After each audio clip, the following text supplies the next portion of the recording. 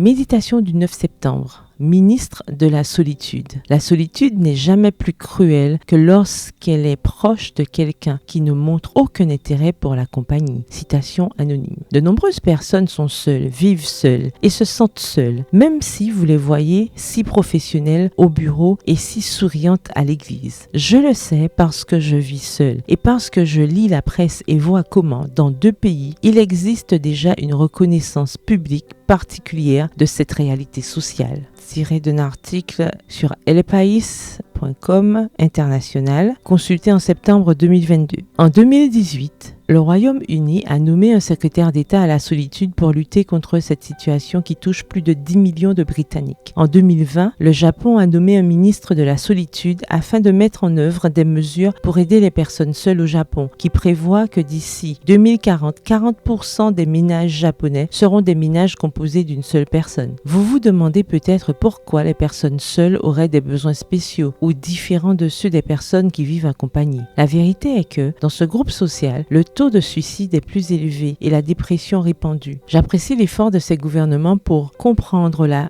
difficile réalité des personnes vivant seules, notamment celles d'un certain âge ou ayant des problèmes de santé. Cela me plaît pour 2 raisons. Premièrement, parce qu'il y a peu de sensibilité à ce problème, ce qui fait que ces personnes se sentent encore plus seules. Et croyez-moi, il est pire de se sentir seul que d'être seul. Et deuxièmement, parce que la solitude est considérée comme un stigmate social. Comprendre la particularité de la personne seule requiert une sensibilité particulière. Dans Colossiens 3, le verset 12, nous lisons: « Ainsi donc, comme des élus de Dieu, saints et bien-aimés, revêtez-vous d'ardente compassion. » Ardente compassion, etc. Quel mot ardent! Imaginez si chacune d'entre nous prenait cela comme un appel et décidait de regarder une personne qui se sent seule, physiquement ou émotionnellement, pour lui apporter un peu de compassion. En tant qu'élus de Dieu, saintes et bien-aimées, nous adopterions une manière de vivre qui serait une différence pour les personnes qui, comme le psalmiste, s'écrie: « Regarde-moi, ô Éternel, et fais-moi grâce, car je suis seul et malheureux. » Psaume 25, le verset 16 dans la version Semeur. Regarder, ressentir de la compassion et agir. Vraiment ardent, pur christianisme. Sans aucun doute, une façon de vivre totalement vertueuse. Ministre de la solitude du prochain, cela ne vous semble-t-il pas un appel plein de sens? Apporter un encouragement aux cœurs fermés qui ont appris non seulement à ne pas demander d'aide, mais aussi à ne pas montrer ce qui coule à l'intérieur. Le verset du jour se trouve dans Colossiens 3, le verset 12. Ainsi donc, comme des élus de Dieu, saints et bien-aimés, revêtez-vous d'ardente compassion. Bonne journée, que l'Éternel vous bénisse.